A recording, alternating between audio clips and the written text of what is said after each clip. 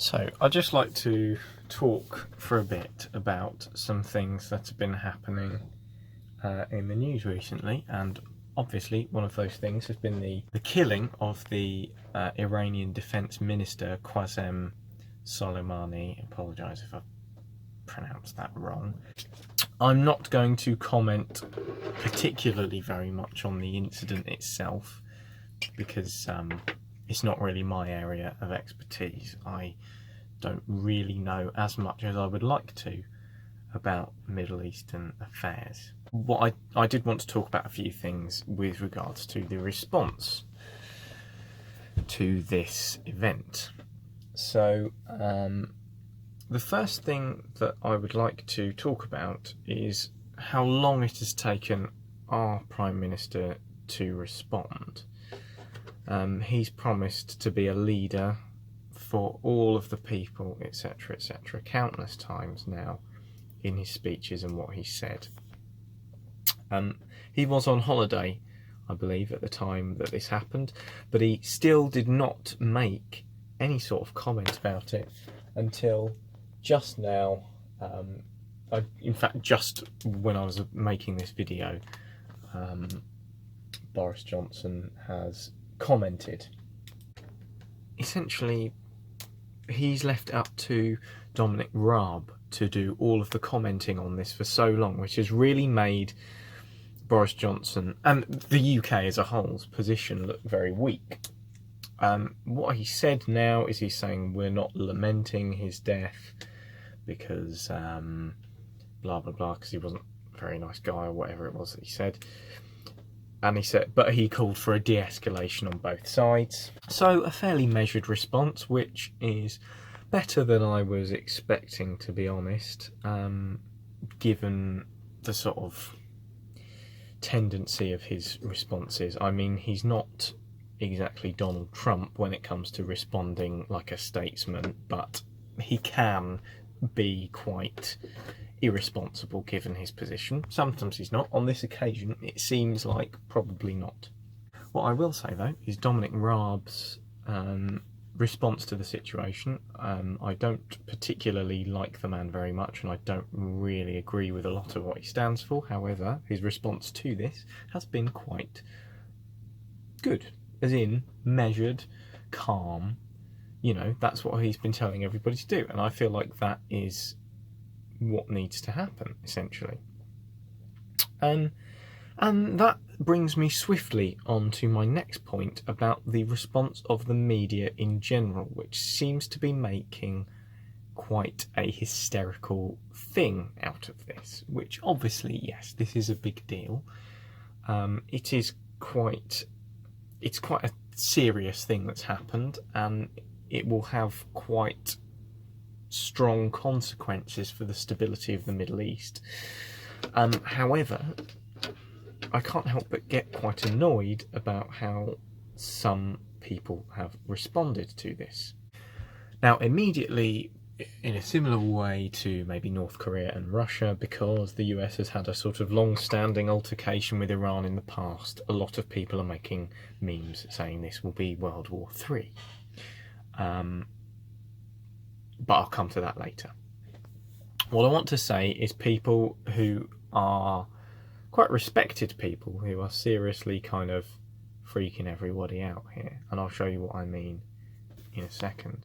Donald Trump just ordered and executed the assassination of the top military general of Iran, Qasem Soleimani. It was/is an illegal war crime. It would be the equivalent of Iran murdering the head of the Joint Chiefs or the Secretary of Defense. It will begin a world war. Wow. This type of over-hysterical response from a lot of leading liberal commentators, and I hate using that word liberal, I probably shouldn't have used it just then, but this kind of thing saying, oh my god, there will be a third world war, it's just absolutely ridiculous to me, and it actually quite angers me. First of all, it won't lead to a third world war. This will not lead to a Third World War. Given the nature of the conflict, Iran is now not going to send troops to invade America, so first of all, that won't happen. Secondly, because it's going to be in the region, it will really only affect things that are currently ongoing, as in there is a lot of fighting in the Middle East, particularly in Iraq next door, so it's only going to aggravate that. And that is unlikely to lead to a Third World War, because the idea of people being drafted in from all over the world, especially after the very levelled response from many world leaders, including people like Vladimir Putin, who wasn't as fiery in his response as a lot of people were expecting. And the third thing is that people have been comparing this to the assassination of Archduke Franz Ferdinand, which is not really a very accurate comparison, I don't think. And I don't think the context behind both of these assassinations is comparable. And not only that, but if you're being pedantic here, Franz Ferdinand was killed by a lone shooter, whereas Soleimani was killed by the US government in a drone strike. So that's that. Building on the World War III point, I think it is dangerous to start describing this as a Third World War. Not because of the risk of it escalating things in the region, but because of the mental well-being of a lot of people using Instagram. One of the great things about social media platforms like Instagram and Twitter and Facebook is more recently they've been used to spread awareness for things. So if people have a cause that they want to spread, then it is a good way to spread their awareness for it. And that's a good thing. However, constantly, a lot of what we see all the time is things like, oh, the climate crisis is happening, oh, this is happening in Australia, this is happening in the Middle East, this is blah, blah, blah, blah, blah, blah, blah. And whilst it's very important to draw attention to these types of things, it does not particularly play very nicely with people's mental health, especially if they are particularly fragile anyway. I, for one, around the time that the 2016 presidential election was happening, and also whilst the things that were happening in 2017, I was a bit younger back then, the things happening in 2017 with North Korea and stuff, that got me particularly quite worried, and it did lead to some quite bad anxiety.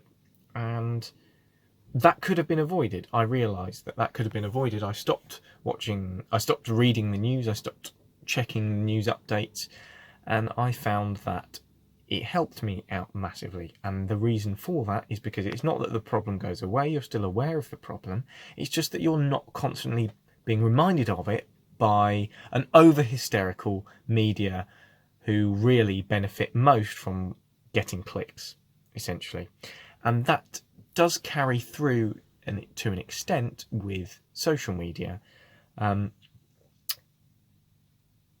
This type of thing, calling it a Third World War, is going to make many people very anxious for no real good reason. I mean, obviously, yes, be uneasy about what's happening in the Middle East. Absolutely do be uneasy about what's happening in the Middle East. It's horrible. But don't try and draw people's attention to it by saying there's going to be a Third World War, because there isn't going to be a Third World War, and all you're doing is making young people, young vulnerable people, needlessly anxious about that. So really, I would suggest people genuinely saying there is going to be a Third World War are doing much more harm than good. The next point kind of ties in with the World War III memes, because I feel like they're not really making the serious point that a lot of Twitter posts, like the one I showed you, are trying to make.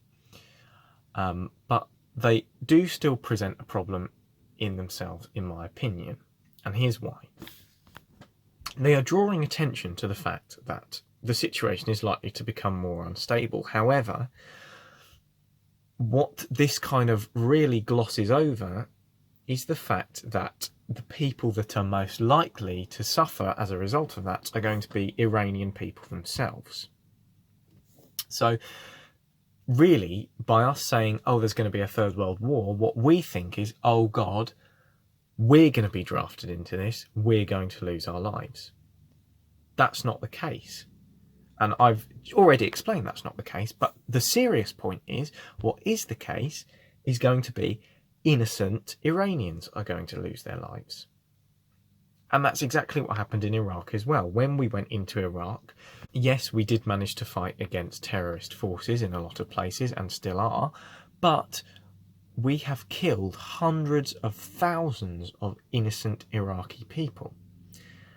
And that is what is going to happen in Iran if there is a ground conflict occurring as a result of this.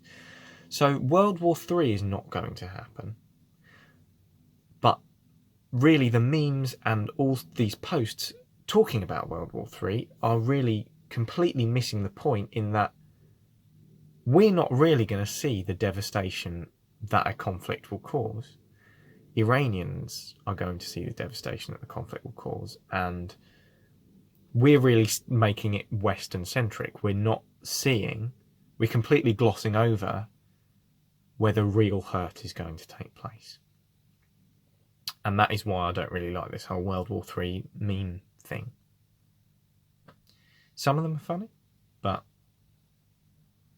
most of them are A, cheap, like most of them kind of use gags that have already been done, and B, as I said, it leads to this quite dangerous situation.